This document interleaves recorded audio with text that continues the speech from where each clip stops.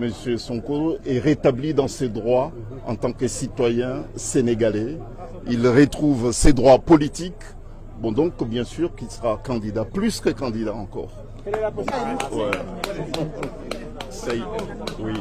Saïd Larifou du barreau de Moroni aux Comores. C'est une victoire. Il faut la savourer.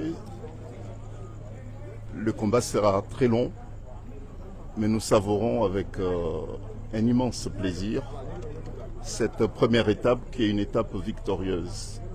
Dans une démocratie, il faut les institutions, mais il faut aussi des hommes courageux, solides. Et nous pouvons dire que nous avons été très très bien servis. Personnellement, j'ai une immense satisfaction d'avoir, avec mes éminents confrères, contribué à la consolidation des valeurs et puis de l'héritage démocratique de ce grand pays qui est le Sénégal. La décision d'aujourd'hui va inspirer d'autres juridictions de d'autres pays également. C'était une contribution mais très précieuse que le Sénégal, une nouvelle fois, donne à l'Afrique et puis au monde entier. Et d'autres pays africains, et j'en suis certain, d'autres magistrats des autres pays, j'en suis certain, vont s'inspirer du courage de l'institution judiciaire du Sénégal qui se détache de plus en plus des autres pouvoirs également. Maître, est-ce que cette décision aura des effets sur les autres affaires en cours, notamment les fiches de parrainage ou encore l'affaire Adji Sarr? Bon, sur l'affaire du parrainage, sans doute, puisque M. Sonko est rétabli dans ses droits en tant que citoyen sénégalais.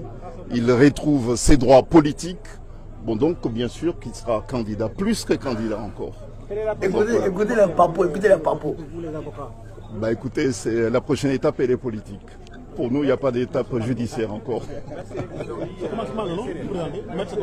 Saïd Larifou. Avocat Ousmane Sonko, maître, vous êtes satisfait aujourd'hui? Qui vient du Comore. Je suis, il est vrai, satisfait, mais très fier du juge qui a rendu la décision. Il a fait montre d'un courage énorme. Et tout le monde a été surpris et déçu par l'attitude de l'État du Sénégal, qui, après avoir nommé un juge, propose sa récusation en pleine audience. Il veut me chasser en même temps. Comment est-ce que cela a pu se faire? Est-ce que le juge a refusé de céder aux tentations? Est-ce que c'est parce que le juge n'a pas eu à donner des signes qu'il aurait peur de menaces? En tout état de cause, il y a une raison. Parce que personne ne s'y attendait, d'autant que le juge était en train de mener une audience où il était à équidistance. Il y a donc quelque chose qui s'est passé au sommet de l'État. Donc c'est une fierté. Mais ce qu'il faut surtout retenir, c'est que c'est un vent de liberté et d'indépendance qui souffle dans les rangs des magistrats. Un vent qui a débuté au nord avec l'avocat général Marème Diop Gueye. Tout le monde a pu apprécier son courage de dire que l'État avait tort et que l'État était dans la voie de fait et que l'État était dans l'arbitraire, qu'il ne pouvait pas priver Ousmane Sonko de ses droits et que le ministère de l'Intérieur n'était pas dans le droit, qu'il était dans l'illégalité. Un acte de courage. Et maintenant, après le nord, c'est au sud, le juge de Ziguinchor. Donc le juge de Ziguinchor lui donne raison, en réalité, que tout cela relève de voie de fait et d'une forme d'exercice de la violence sur non seulement le citoyen Ousmane Sonko, mais aussi sur la population. Parce que c'est la somme des citoyens qui fait un peuple. Et Ousmane Sonko aujourd'hui dirige des millions de Sénégalais. En les réprimant, en lui refusant ses droits, on fausse le jeu démocratique et déjà les parrainages ont commencé, la rupture de l'égalité dans la compétition est déjà rompue. Donc, ce vent de liberté inspirera d'autres juges. Parce que j'ai dit qu'il existe dans ce pays des juges fiers, des juges honnêtes, des juges indépendants, des juges courageux. Il n'y a jamais 203. Attendons de voir le troisième. Mais c'est l'agent du ministère d'État a, semble-t-il, évoqué une proximité entre le juge et un proche d'Ousmane Sonko. Que répondez-vous à cela? Si la proximité seulement devait jouer, d'abord c'est faux. Parce que Ousmane Sonko ne connaît pas le juge ne le connaît pas.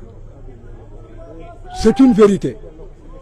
Mais l'État dit que le juge aurait un frère qui serait un collègue de Ousmane Sonko. On n'a jamais parlé, il n'y a pas de lien de subordination. Il n'existe il n'y a pas de lien de parenté. Il n'y a pas de lien d'amitié. Et il n'est pas dit que le juge connaît Ousmane Sonko. Alors, mais c'est quoi la conséquence maintenant? Est-ce que cela veut dire qu'Ousmane Sonko va être candidat? Est-ce qu'il y aura une incidence sur les autres affaires judiciaires? La candidature d'Ousmane Sonko est une exigence sociale, c'est une exigence du peuple sénégalais. Est-ce que juridiquement c'est possible maintenant? Juridiquement, Ousmane Sonko doit être candidat. Nous nous battrons et le dernier mot appartient au peuple sénégalais. On peut dire que c'est acté. À partir de la décision de Ziguinchor, dès demain, il devrait pouvoir commencer les parrainages. Vous avez compris, camarade peu d'Afrique. Si c'est la décision de Ziguinchor, dès demain, Sonko doit être candidat. Donc, le juge de Ziguinchor a fait montre de courage. Frère, même moi, je ne croyais pas. Wallah, moi, je ne croyais pas. Il y a des juges encore qui existent comme ça dans ce monde. En Afrique, en plein procès, Macky Sall décide de renvoyer le juge, de le faire remplacer en plein procès. Parce qu'il a vu que le juge était en train, parce qu'il a appris que le juge était en train de dire le droit. Macky décide de remplacer le juge et il a échoué. Et le juge a dit le droit. C'est versé sur lui. Avant ce juge, il y a l'avocat général qui avait dit aussi que Macky Sall était dans l'arbitraire, que Macky Sall était dans l'illégalité, que le ministère de l'Intérieur était dans l'illégalité contre vis-à-vis de Ousmane Sonko. Frère, non. Ça, je salue dans un premier temps les femmes de Ziguinchor, la population de Ziguinchor. Matin là, je l'ai dit quand je sortais, il dit, je salue le peuple de Ziguinchor. Et Dieu merci, le droit a été dit, Sonko est rétabli dans ses droits. Il est candidat.